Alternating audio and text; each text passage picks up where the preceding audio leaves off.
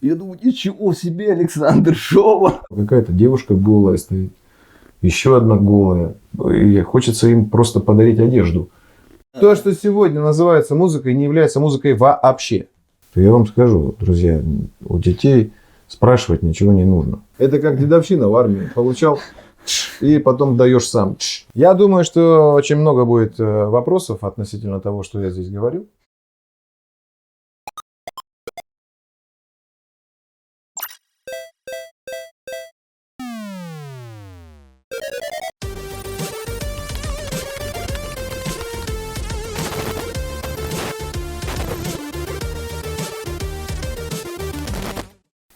И у нас в гостях Александр Шоу, музыкант. Приветствую, друзья. Привет, Александр. Привет. Александр, знаешь, как мне вот что интересно? Я понимаю, что ты из Абхазии, но я не понимаю твоего происхождения. Я знаю, вот, что я знаю с детства, что есть такой музыкант Шоу. Я знаю, что он с Абхазии, но я не знаю про происхождение. Откуда твои предки, так если... Но мой отец родился в городе Очамчира, моя мама тоже там же родилась, в городе Очамчира. Мама у меня еврейка, отец у меня абхаз. Мама Мария Бланк, Марина Александровна, папа Вячеслав Алексеевич Шоу. Вот. Алексей Шоу, его отец родился в Ахуце. То есть, где большинство... Шоулов. Оттуда род происходит, да? Ну, можно так сказать, да. Откуда произошли и Лацушба, и Адлиба, и так далее, и так далее. То есть, вот весь этот район. Ну, и Амичба там же рядом в Чгердах, и Чулоу, и Гвада, и все это, в общем, это все наш край, скажем так. Так получается, насколько мне известно, вот у тебя есть... У меня бабушка Шоу. Бабушка, и тоже, оттуда, да. Я, как бы, если Беслан совсем как бы не знала о твоем происхождении, то у меня с детства информация есть, потому что у меня бабушка Шоу, и когда мы по телевизору видели Александр Шоу, и сразу, вот это наш, как бы вот. Поэтому я... и все у телевизора. Да. Ну, конечно. Вот. Я это знал с самого детства, потому что, род бабушки, и до сих пор там ее братья живут и так далее. Получается, род Шоу именно вот из этой фамилии, насколько, с этой фамилии, получается, вот из этого Ахуца, села, получается, да? Да, Ахуца это как бы считается... Выше Гвада, да. Да, это и Эчгерда, и Гвада, это, скажем так, нижние их площадки, можно так сказать. То есть, и очень много у нас фамильных могил именно в Чгердах. Да, и естественно, есть очень старые, древние, там 300-400 лет могилы в Ахуце. О чем это говорит как раз о том, что фамилия очень древняя. Вот мы до того, как еще началась наша беседа, запись пошла, я говорил о том, что вот я по-белому завидую тем, кто нашел себя именно в творчестве, будь то там, музыканты, поэты и так далее. Когда ты понял, что музыка это вот то, чем ты будешь жить, просто вот как это шло такое понимание? Вот. Вопрос в том, когда привили это мне мои родители. То есть, когда они мне это объяснили. А объяснять мои родители могли очень интересным образом. И когда ты понимал, что выхода у тебя больше нет, другого, то есть выбора, они ведь во мне узрели сразу это, и они не спрашивали меня, хочу ли я заниматься музыкой, или хочу я стать вообще музыкантом. Они увидели во мне это и поняли, что я должен этим заниматься. И вопрос о том, насколько вообще детская психология, вот как инструмент, да, здесь вообще имеет место, то я вам скажу, друзья, у детей спрашивать ничего не нужно. Если вы видите в них способности и таланты, вы обязаны, как родители, в них это развивать. Иначе никакого смысла в том, что говорит ребенок, просто нет. Потому что ребенок всегда хочет просто играть. Вот больше ничего. То есть они попали? Они попали, потому что они увидели, они поняли, они взвешивали. Я все время музыка была рядом со мной. Отец музыкант, мама из музыкальной семьи, дядя фантастически пел, дедушка был педагогом по танцам. То есть, ну, вы понимаете, это серьезно. У тебя не было выбора.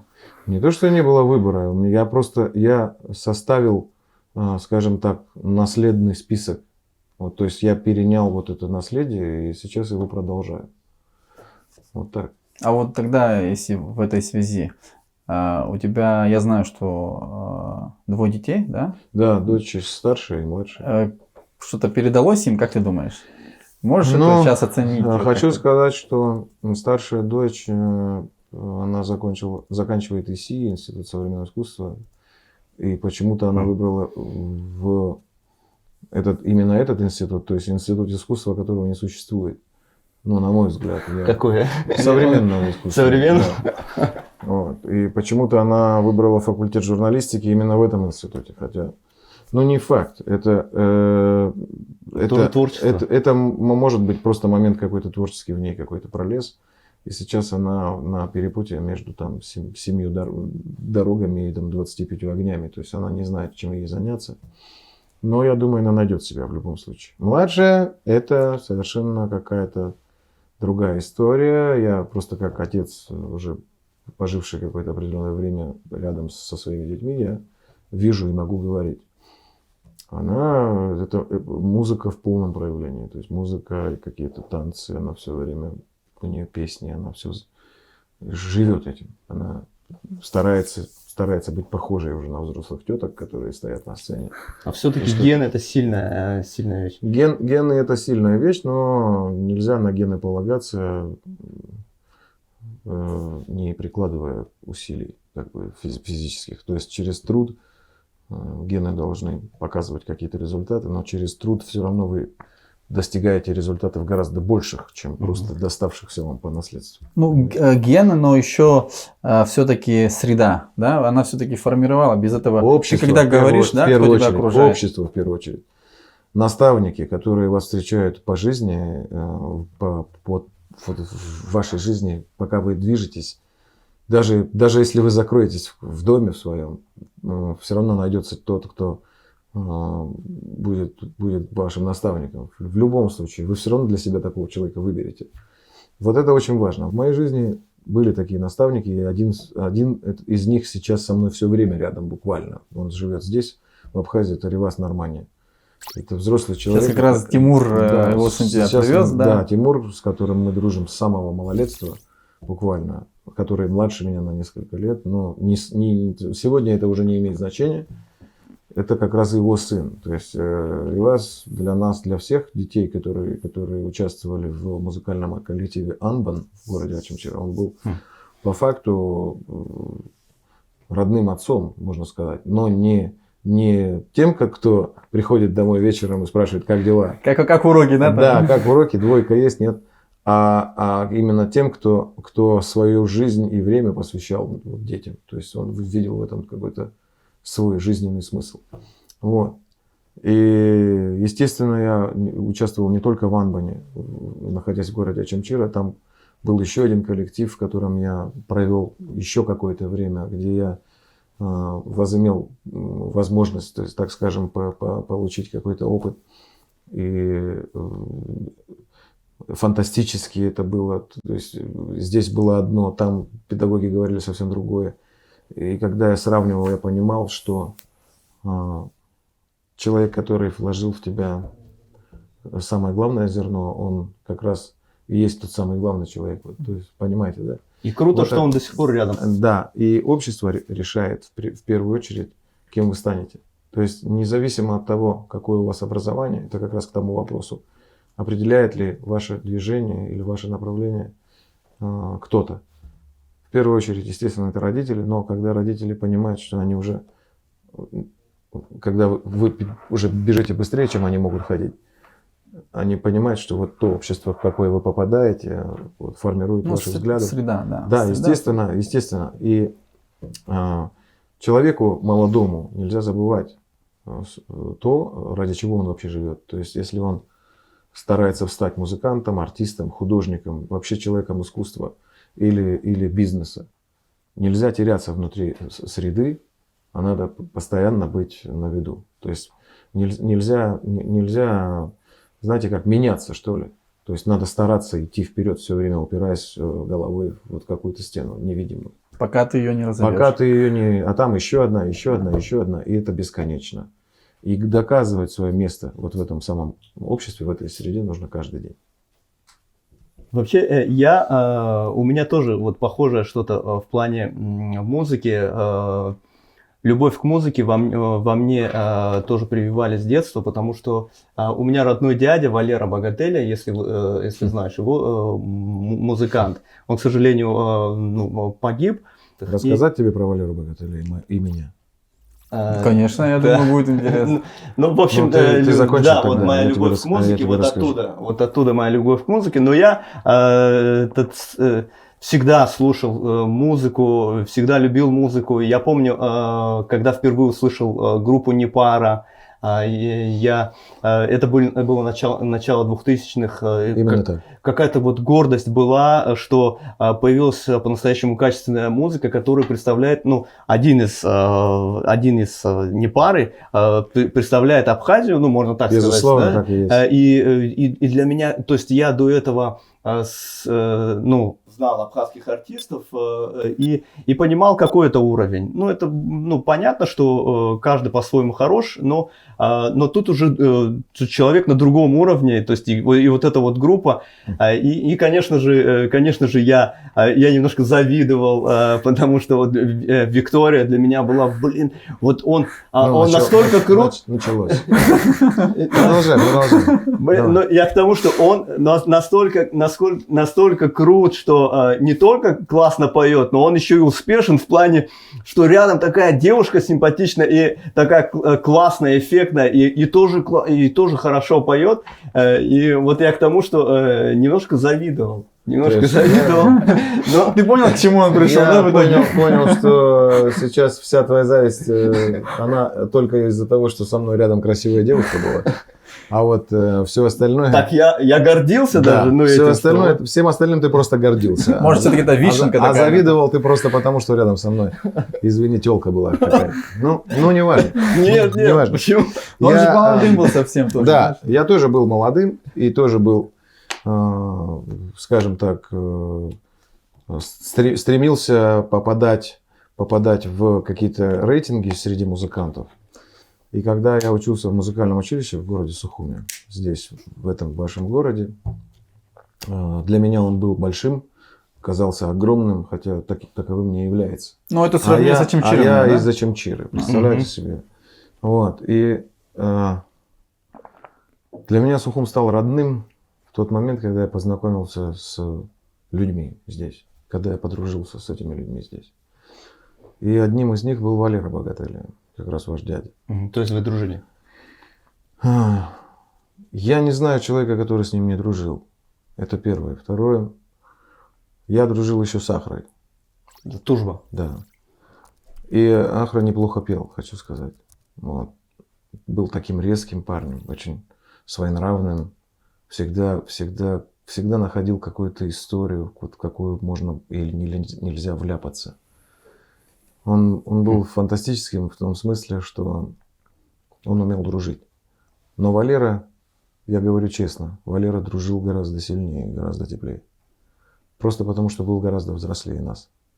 Вот. И очень часто мы оставались у Валеры дома, потому что уже было поздно ехать. И Рада, и Рената, маленькие девочки, вместе с мамой шли к тете. Или к соседям. Потому что в доме не оставалось места. Вы понимаете, да, как это, как это тепло и как это... А мы, дураки, в этот момент не понимали, что... Не ценили этого, что человек попросил супругу свою уйти из дома, чтобы гостям было место. Вы понимаете, как это по-настоящему и по-человечески. То есть, и что касается уровня того времени, я хочу сказать, что такие музыканты, как Валера, рождаются раз там в 300 лет. Ну, приятно. Вот, я это говорю, потому что очень много музыки мы с ним выслушали. Очень много музыки мы с ним пытались играть. И более того, мы вышли уже с ним на такой уровень, когда мы буквально с полуслова друг друга понимали. Я играл на фортепиано, он что-то придумывал, мы записывали эти куски, а потом приходили к Семену Амосяну домой. Был такой у нас с вами соотечественник, он недавно упокоился, Да. он умер. Семен Амосян – это человек, который играл на клавишах во всех возможных и немыслимых коллективах в Абхазии, начиная с Апсны 67 и заканчивая этим же Апсны 67. То есть он делал аранжировки, представляете себе, Астик Чкотуа, серьезнейший аранжировщик, не только на тот период, но и на сегодняшнее время. Я его считаю фантастически, вообще непревзойденным парнем вот в этом смысле. То есть он понимает своих вокалистов до такой степени, что он строит аранжировку таким образом, что вокалисту ничего практически делать ничего не нужно. Ему нужно просто спеть. И музыка уже есть. Все самые красивые песни, которые я услышал из репертуара Апсны 67, сделал Астик Чкотуа. Половину другую сделал Семен Амосян. Вот под руководством Нодика Сагари. То есть, понимаете, это все мое, можно сказать, детство и юношество прошло в кругу взрослых людей, взрослых музыкантов. И я сегодня, оценивая то, что было тогда, могу сказать, что таких музыкантов, как Валера, мыслящих именно так, как Валера Богатыря, сегодня земля абхазская не родит пока что. Я пока не вижу таких. Вот. Но это не причина не заниматься музыкой. Как раз нужно заниматься и слушать для того, чтобы продолжать. Фантастический человек сегодня с нами живет. Этот человек, это Байка Джопо Борис.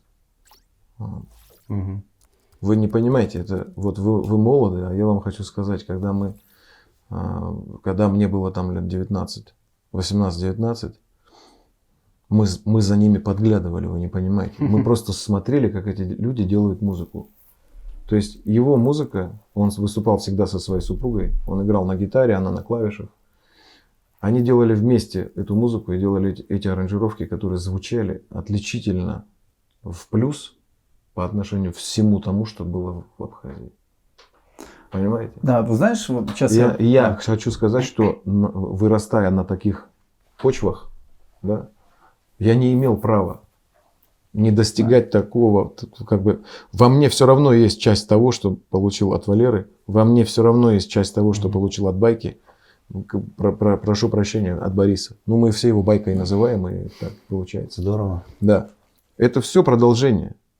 И нельзя вы откуда-то взять, свалиться и с ноутбуком на коленках, понимаете, и стать неожиданно человеком, который 20 лет потом будет где-то выступать. Да. Не бывает. Один раз верю, 20 лет нет. Понимаете? Вот для меня, вот сейчас, секунду, что-то недосягаемое было, когда я видел тебя по телевизору. Я думаю, это было такое время, что не было интернета. Если ты кого-то видишь по телевизору, значит, это что-то очень далекое. И когда я увидел фотографию у Ренаты, находясь просто в гостях, да. Мы просто листали старые какие-то фотографии, и я увидел фотографию человека, который помоложе того, который на телевизоре, то есть тебя... Лет на 25, минимум. Да. Минимум, на 30. Фотографии из серии таких, на старую пленку. Так и есть. На фоне сухумского там чего-нибудь, пальмы какие-нибудь. Так и есть. И стоишь там с друзьями, я думаю, ничего себе, Александр Шова. А рядом кто стоял, скажи мне? А вот я не помню, кто-то стоял рядом, надо бы... Рядом тоже были очень талантливые ребята всегда. Я хочу сказать, что я всегда держался стороны тех, кто занимался музыкой и был талантливым. Знаете, ребята, хочу сказать, что пользуясь тем, что я сегодня здесь с вами, я не должен вспоминать одних и забывать других. Вот для меня таким же недосягаемым, вот я начал заниматься музыкой, представьте себе, мне было года 4. В 12 лет я попал в детский коллектив музыкальный. Для меня музыка стала всем абсолютно. То есть, это Очимчира? Я ел музыку, я пил музыку, я смотрел музыку, я спал на музыке, образно говоря, да. для меня музыка стала тем, что все время в моей голове кружится, понимаете? И тут где взять музыку? Ну, посмотреть по телеку или там послушать, что у папы есть среди коллекции там виниловых пластинок там, или бобиновых кассет. Но поскольку мне всего этого не давали руки трогать, понимаете, то есть папа очень берег записи и ставил их сам. Он очень бережно относился ко всему тому, что приносил домой, потому что он зарабатывал на это своими кровными деньгами, понимаете. И тут включается какой-то телек, очередная передача, абхазское телевидение, которое звучало всего там пятницу или субботу на 40 минут. Тогда и каналов было мало, да? Так, на канале тбилисского телевидения. Надо было бороться тогда за... Да. И понимаете, то есть это очень трудно все. Только что это какой-то канал, и тут бах, и твоя родная речь, и так далее. Угу. И Заур Зухба. О, Заур Зухба. Понимаете? Вот здесь наступает переломный момент, когда ты слышишь не просто песню, а песню, исполняемую артистом. Понимаете? То есть здесь исполняемый на абхазском языке. И кроме того, передать язык во всей его красоте, именно в поэтической красоте, да, ну, мало кому удается. Да, а тут человек высокого роста, статный, девушкам нравится. Почему бы нам не повторить за ним, да, какие-то движения? То есть вы поймите, что они все являлись прототипами нас самих сегодняшних. Мы за ними повторяли, и часть их жизни перешла в нашу.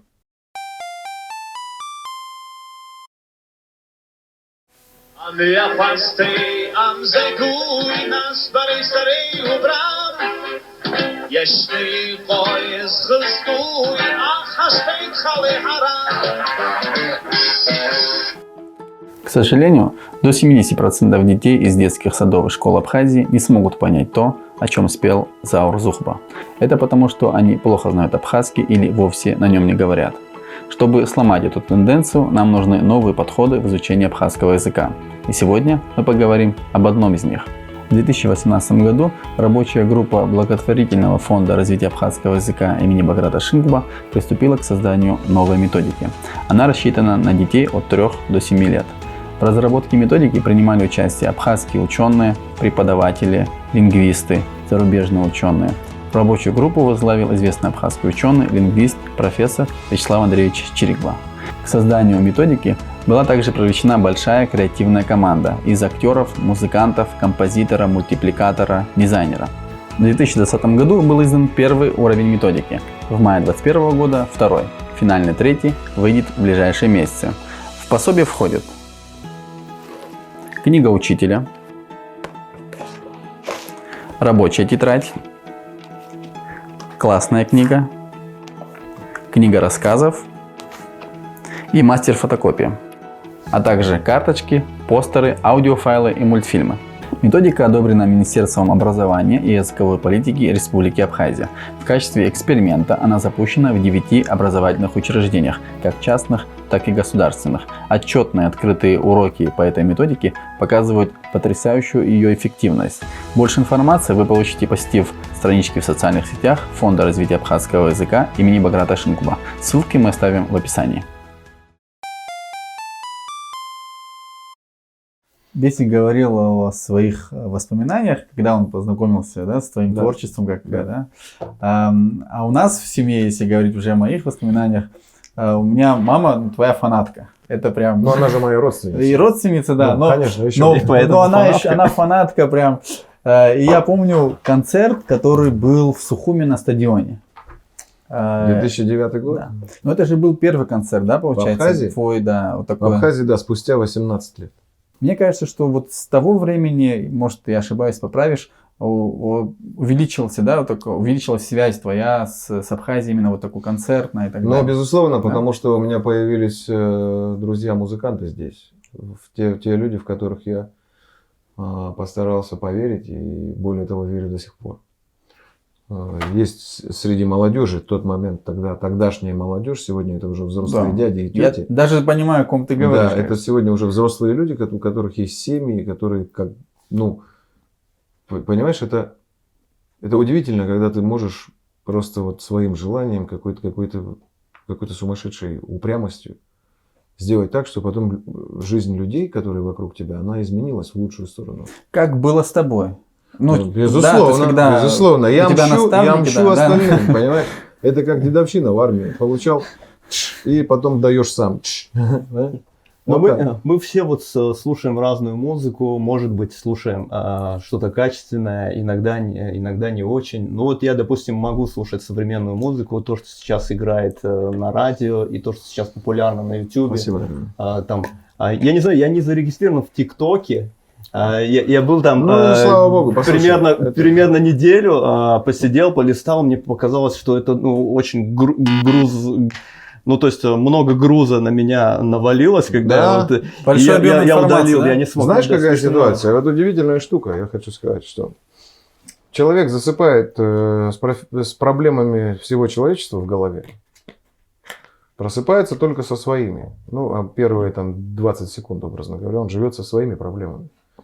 Потом он хватает телефон и засоряет собственную жизнь проблемами остальных людей, которые выставили вчера свою счастливую улыбку. Спасибо за то, спасибо за это.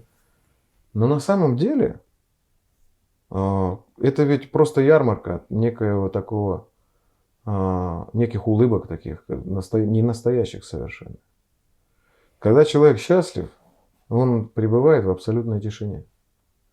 Когда человек хочет что-то кому-то показать, он показывает конкретно кому-то. Но когда ты являешься публичным человеком, именно публичным, коих среди пользователей ТикТока или Инстаграма или Фейсбука, кстати говоря, не так много.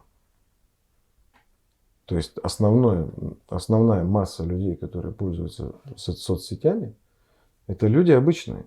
Они никакого отношения к искусству, никакого отношения к спорту, никакого отношения к другим средствам, к которым прибегают люди, дабы стать известными, они не имеют. Они просто живут, но при этом, пользуясь какими-то своими крючками, они неожиданно для себя и для окружающих становятся знаменитыми, понимаете? И вот они просыпаются, начинают рыть.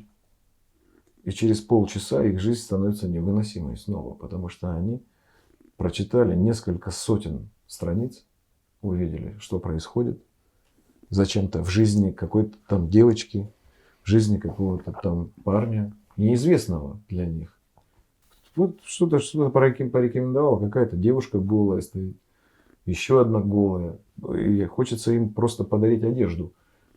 Там же все вот такое, понимаешь? Ну а у тебя получается слушать современную музыку? Не упаси Боже. Того, что вот сейчас Упаси Боже, упаси Бог. Упаси Бог. Я не рекомендую слушать это никому. Пусть меня считают кем угодно. Но то, что сегодня называется музыкой, не является музыкой вообще. Вот так я вам скажу. То есть это кризис получается? Это не кризис. Это не кризис. Это можно выругаться. Можно. Может мы потом... Да, можно. Это ебизм.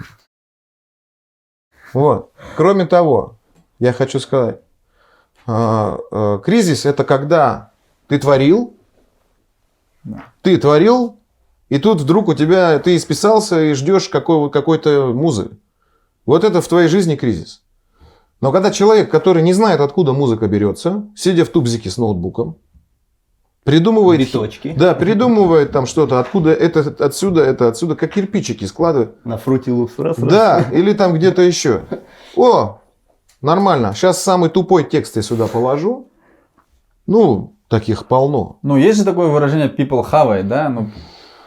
Покупают. Кто-то выстреливает. Нет, давайте так. Я не поддерживаю, я просто, чтобы понять, да? Давайте так. Понятно, что цензура это плохо.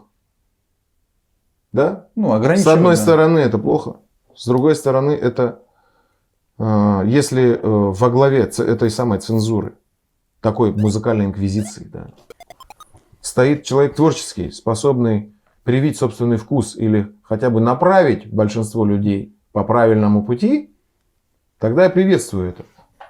Но в большинстве случаев там сидят люди, которые ничего в этом вообще не соображают. Поэтому эта инквизиция, эта цензура, она за ненадобностью исчезла.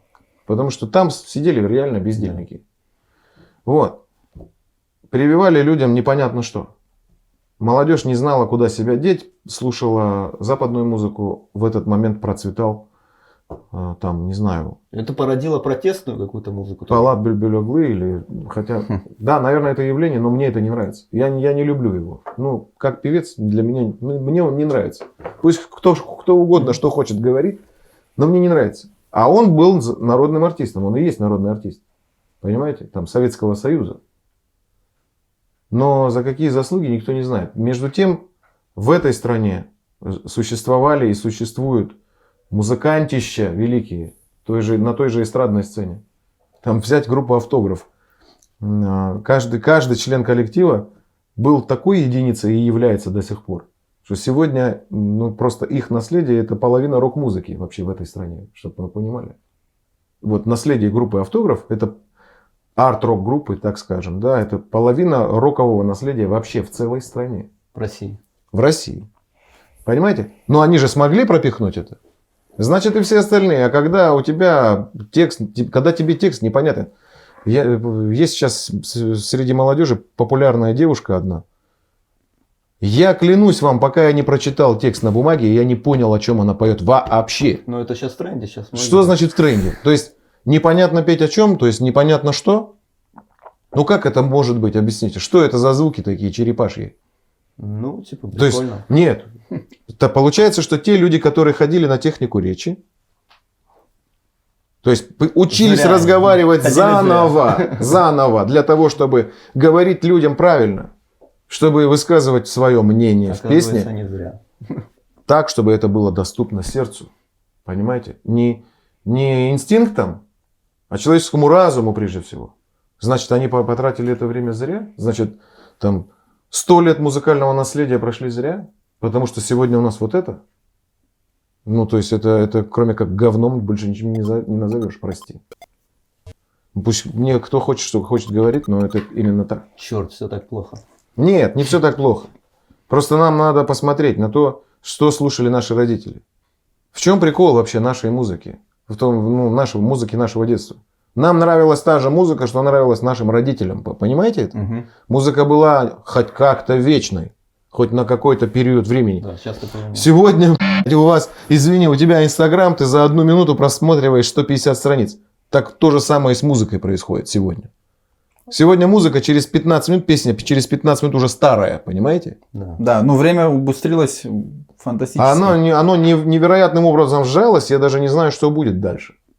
То есть какой-то физический термин есть по этому поводу и объяснение есть, но к чему мы все идем, непонятно. То есть скоро мы будем рождаться, стричься, ритм бриться, да, ритм, бриться и умирать. Понимаете? Вот и все, что мы будем делать. Поэтому я не знаю. Я все-таки за настоящую музыку, за ту, которую мне прививали мои родители. А вот мы говорили, когда о том, как шло твое становление, потом ты рассказал, да, этот эпизод или период, когда ты уже влиял на наших местных музыкантов.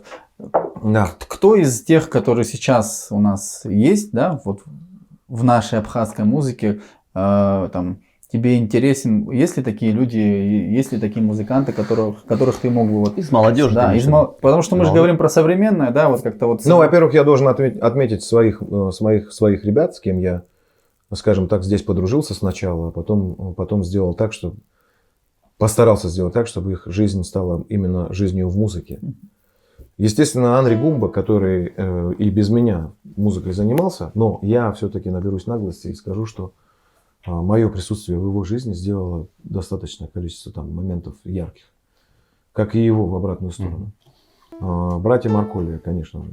Тимур Нормания, который со мной, мы каждый день буквально разговариваем о музыке. Хотя это глупо говорить о музыке, но мы все равно о ней разговариваем. Безусловно. Софа Нормания, которая является дочерью Езу и сестрой Тимура. Она великолепная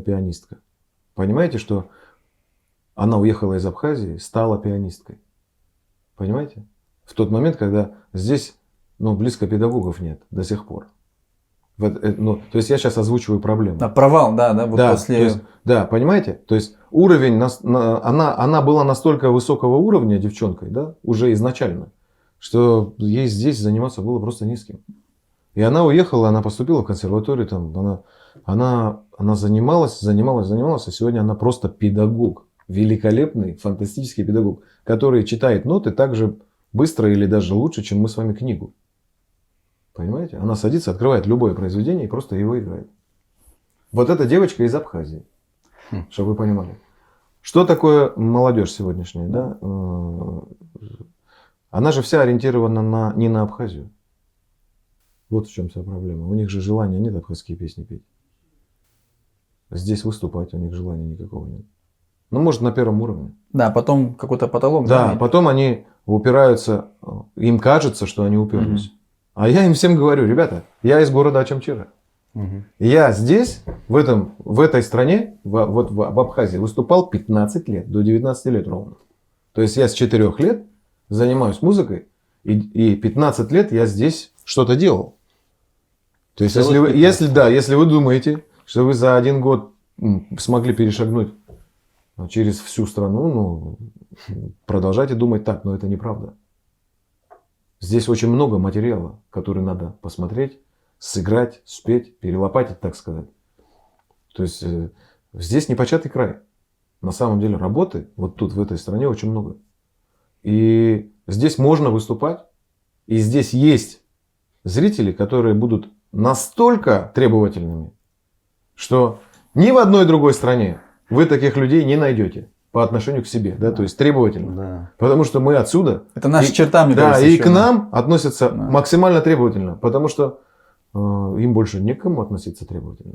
Так это мы вот на виду у них, и они к нам относятся требовательно. Нам нельзя петь неправильно, нам нельзя играть неправильно, нам нельзя писать картины неправильно, вести себя неправильно и так далее, и так далее. То есть моменты. И петь, и произносить слова нужно так, чтобы это заходило в сердце людей. А здесь их достаточно. Вот так. Так в этом твой секрет. Я не могу сказать, что вообще я успешный человек. Это видно только со стороны. Человек, который говорит, да, я успешен. Нет, со стороны, если смотреть, достаточно успешен. Со стороны вам виднее. Но о своих каких-то победах или неудачах я могу вам рассказать.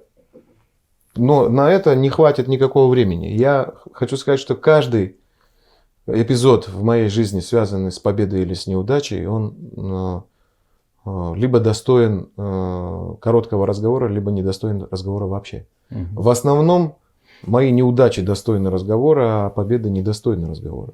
Потому что ты чего-то добиваешься, ты выпускаешь песню, которая становится популярной, и идешь дальше. Что об этом говорить? Сидеть на этой песне сверху и говорить, я написал эту песню? Ничего подобного. Ты свое значение в этой жизни должен доказывать каждый день. Иначе ты пропадешь. Как единица, как творческий человек. Пропадешь. Будет кто-то там вспоминать через 20 лет, что ты написал вот эту песню. Что дальше? Так состоялся же. Ты состоялся как... Нет, давайте так. Я в этой жизни значусь только как трудоголик. Только как трудоголик. В этой жизни. Гораздо более талантливые дети, чем я, со мной занимались в музыкальной школе. Гораздо более талантливые дети, чем я, пели в сводном хоре здесь, в городе Сухум. Гораздо более талантливые. Но почти все они были ленивыми. Почти все. Вот и все. А мечты есть у тебя? Мечты? Чтобы мои дети стали людьми, прежде всего. Мои мечты такие. И я своих мечтаний, каких-то историй не отделяю от Абхазии, например. Мне бы хотелось сюда приезжать и видеть счастливые лица людей. Я хотел бы видеть здесь максимально аполитичных, то есть не настроенных политично людей. Я хотел бы видеть семьи, где нет споров из-за того, что жена голосует за одного, а муж за другого. Понимаете? Мгм. То есть я бы хотел увидеть дружбу между людьми, я не хотел бы увидеть расстроенных людей, потому что их обокрали. Так, а если поговорить вот... Но вы понимаете, в чем дело? Ведь как бы людям, которые, вот я сейчас не хочу говорить, что у каждого свое ремесло, но, наверное, это так. И каждый живет тем, что он умеет. Ругать или там восхвалять одно или другое я не могу. Но человек идет на какой-то свой путь, выбирает его только потому, что его заставляют обстоятельства. Но если здесь будет все хорошо, и здесь будут хорошие зарплаты, и здесь будут люди счастливо жить, и на улице будет чисто, и каждый дом, который сегодня пустой, будет заселен улыбающимися и счастливыми людьми, то здесь надобности в обижании, скажем так, друг друга, эта надобность пропадет. Вот и все. Вот мои детские мечты. Я думаю, вот когда ты говорил о политике, да, политика, которая разрушает, то есть вот общество. Но в том числе... Все эти, многие годы, да, политика разрушает. Но она должна присутствовать. Она, конечно, но она не быть. должна главенствовать. Ну, зачем, собираясь, когда долго не виделся, разговаривать о коронавирусе или о том, кто кого выбрал? У нас же свои какие-то существуют. А созидание, я как раз об этом хотел сказать, Да? что мне кажется, вот если ты когда говоришь, да, о Саше Шоу, мне кажется, что вот созидание это то, что тебя характеризует, потому что когда ты сказал, что написал я крутую песню, ну и окей, написал. Но она уже крутой спета. становится после того, как ее люди полюбят. Да, люди полюбили. На это нужно время. Да, она спета. Да. Мы же не можем дальше сидеть на этой спетой песне. Конечно, всю жизнь, мы должны созидать. Идти дальше, да? Это как у Лозы про плод песня. И пусть твоя следующая песня не будет такой громкой, но ты находишься в состоянии создания. Поиска, создания, да, сам процесс здесь конечно. как бы очень важен. Да, и ошибиться здесь нельзя бояться. То есть ошибаться нужно, потому что на ошибках собственных и чужих нужно делать выводы и идти дальше, улыбаясь. Вот и всё. Я согласен. И мне кажется, что вот в нашем обществе, к сожалению, может быть, это вот советская какая-то черта, да, но если ошибся, то уже какой-то там крест, да, или там психологически очень давит ошибка. Мне кажется, что мы должны друг другу позволять ошибаться. Ошибся, ничего страшного, пытайся дальше там, и так далее. Но для того, чтобы общество позволяло и было, скажем так, великодушным по отношению к тем, кто ошибается, в первую очередь общественность должна находить ошибки в самих себе. Для того, чтобы на фоне собственных ошибок прощать другим.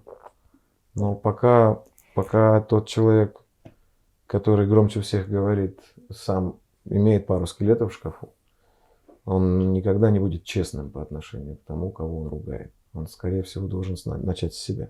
Вот ты, допустим, мне видишься очень таким самокритичным. Ну, безусловно, иначе я пытался бы нарастить себе прическу. Понимаешь? То есть я старался бы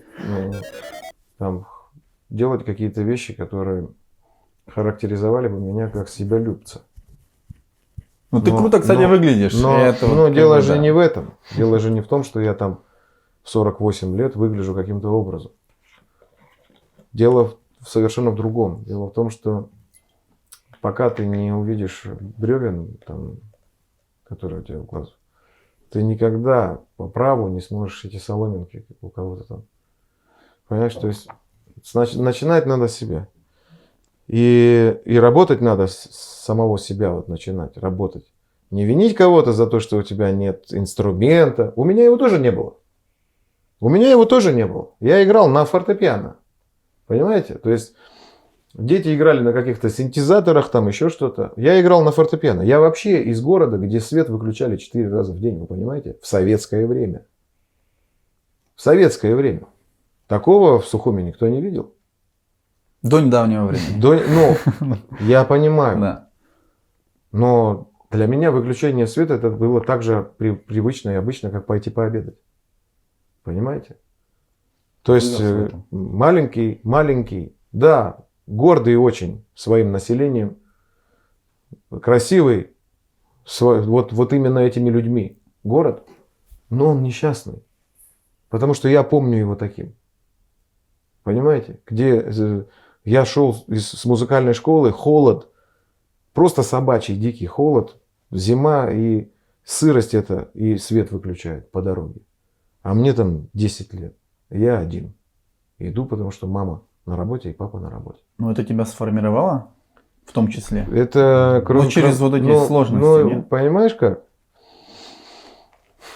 Типа, если бы этого не Всё было, было бы то легко ты- просто. Кроме того, что это меня пугало здорово в то время, когда я проходил мимо каких-то больших, ну, представляешь, мне 10 лет и какие-то там, а мне казалось все таким большим, ты себе не представляешь. И когда я туда приезжаю, я не могу поверить в то, что я боялся вот этого города огромного. Казалось мне тогда.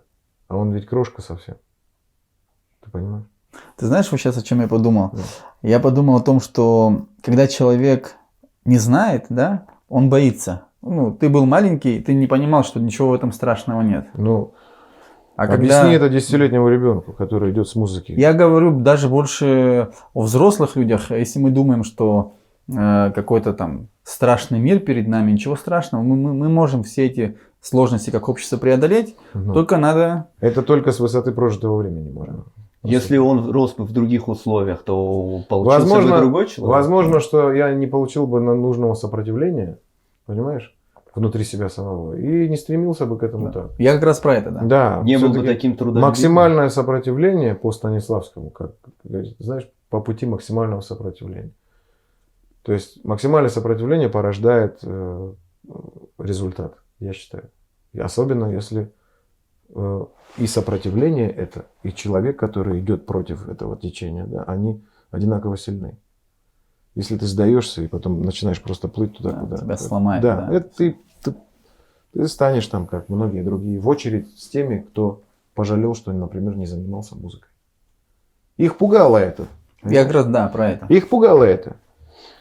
Как можно заниматься типа 8 часов на фортепиано там, или там по 4 часа в день петь или учить это сольфеджио? Или вообще учиться в школе, там, читая литературу? Понимаешь? Да пойду я лучше в футбол поиграю. Так рассуждали. Но результат оказался совершенно другим. Вот и все. Вот мне интересно было задать вопрос музыканту, исполнителю. И я вот тебе задам. Каково это? Вот у тебя множество хитов, и ты в течение нескольких лет по нескольку раз поешь какой-то там определенный хит, ну, трек, который вот просят на всех, на любых концертах. Ну давай Каково так. это, ну типа не надоедает петь Ну одно и давай то же? так. И давай так. Или ты настолько любишь свою В песню? лучшее время, когда не было еще такого понятия, как вот это вот, то, что сейчас бардак этот происходит, я пел эти песни по 20 раз в месяц. Вот, Все. по 20 раз в месяц. Все эти песни я пел по 20 раз в месяц. Понимаешь? Ну, То я есть понимаю, у меня иногда заедает в голове. Выстраивается какая-то программа, и ты поешь их 20 раз, вот эту программу поешь 20 раз в месяц на каких-то выступлениях на своих. Это называется гастрольная жизнь, это называется результат, это называется самоотверженность, это называется хорошая работа всей твоей команды. Естественно, это надоедает. Естественно. Но тебе же не надоедает разговаривать, а ты же каждый день одни и те же слова говоришь. то есть это такой подход. Я понял. Ну, ты же, вот, например, со своими детьми разговариваешь? Ну, я к тому, что у меня заедает, допустим, какая-нибудь песня в голове, и я не знаю, как от нее избавиться. Вот бывает же такое. Слушай, ну нет. Ну, Давай типа, так. мне нравилась песня всегда, и она у Давай меня так. вот заела в Я тебе голове, больше я уже скажу. не могу ее слушать. Большинство из того, что я пою, мне не нравится вообще. Изначально? Ну, не то, чтобы я там, мне оно не нравилось в принципе, да. Оно, как тебе сказать, я люблю музыку, которую нельзя слушать. Понимаешь? Вот я люблю такую музыку, которую нельзя послушать вот так просто. Без там музыкального образования и так далее. Угу. Не потому, что я сейчас там выпендриваюсь, А реально, то есть я слушаю то, что большинство людей, ну так это. Но для того, чтобы меня понимали в этом мире, меня вот как человека, музыканта, я пою то, что люди понимают. Ты понимаешь это? Не то, чтобы я делал себе и кому-то одолжение. Нет, я просто делаю свою работу честно, и меня понимают. Вот и все. То есть ты вынужден, что ли, петь? Ну, не надо так ограничивать. Я не вынужден. Нет. Я хотел бы петь по-другому в этой стране. Хотел бы петь другую музыку. Но я прекрасно понимаю, что я ничего не сделаю, исполняя я сейчас то, что мне нравится. Это я буду сидеть где-нибудь в подвальчике. Выглядишь очень круто. Да, классно Как ты это выглядишь. делаешь? Вот и еще в тебе всегда видна энергия. Тут ты прям такой. Я живчик. открою секрет. Я курю сигары. Вот. Я пью алкоголь. Любой причем. Абсолютно. Совершенно. И я нахожусь всегда в веселых компаниях, которые мне дарят энергию. Которым я дарю энергию, и чей свет я отражаю. Вот так. Я сам могу его вообще не излучать. Ну, не знаю, не но знаю. я нахожусь в компаниях, где я улавливаю вот этот момент, и я становлюсь счастливым человеком, где люди довольны тем, что вообще все это происходит внутри, понимаешь? И я не скрою, я люблю выпить, мне нравится. Я выпиваю, как все. То есть за столом совершенно спокойно могу. Ну, могу нет, пожалуйста. Мне нравится любое проявление человеческих каких-то моментов. Я все это понимаю. И ничего я там такого супер спортивного, как есть сегодня сумасшедшие люди, среди моих знакомых в том числе. Наш первый гость. Которые там это не ем, это здесь не сплю, о том не думаю. И, Не получается, да? И в итоге, ну тогда улетай отсюда. Ну тогда живи там где-нибудь. Не надо, пожалуйста, не мучь никого. Ты знаешь, у нас первый гость был мой друг, фитнес-тренер. Да. Ну, Я можно сказать, видел. который про твоя питание. противоположность, да, какая-то Да, в каком-то да. смысле в этом. То есть ты- Но важно, что он чувствует себя счастливым, да, вот Да. в своем. Безусловно. Да, и ты чувствуешь себя счастливым. Вопросов нет, но только он занимается тем, что подбирает себе еду каждый день. Я не призываю никого там бухать и курить и так далее. Все это все индивидуально. Скорее всего, то, что я сейчас говорю, моей жене не понравится. Но она потому что меня всегда ругает за это. Но я такой. Я это вижу на протяжении своей жизни. Я читаю литературу, где Ной был алкашом, прости. Но я не говорю, станьте алкашами, да, я сам не алкаш, но я просто пью, как все. Ной был алкашом. И прожил достойную жизнь, сделал очень много для человечества. Ты понимаешь? Библейский Ной. Понимаешь? А можно, закрыться в доме, покупать курочку в Адлере и кроме себя, самого любимого, и своей бороды, больше ничего не любить. Понимаешь? Понимаю. Да. Я понимаю твою позицию. Тратить 1,5 часа на то, чтобы твоя борода выглядела так, как тебе нравится, на мой взгляд, на сегодняшний день это недопустимо. Ты понимаешь? Я, кстати, не то что понимаю, я следую тому, что ты говоришь. Да.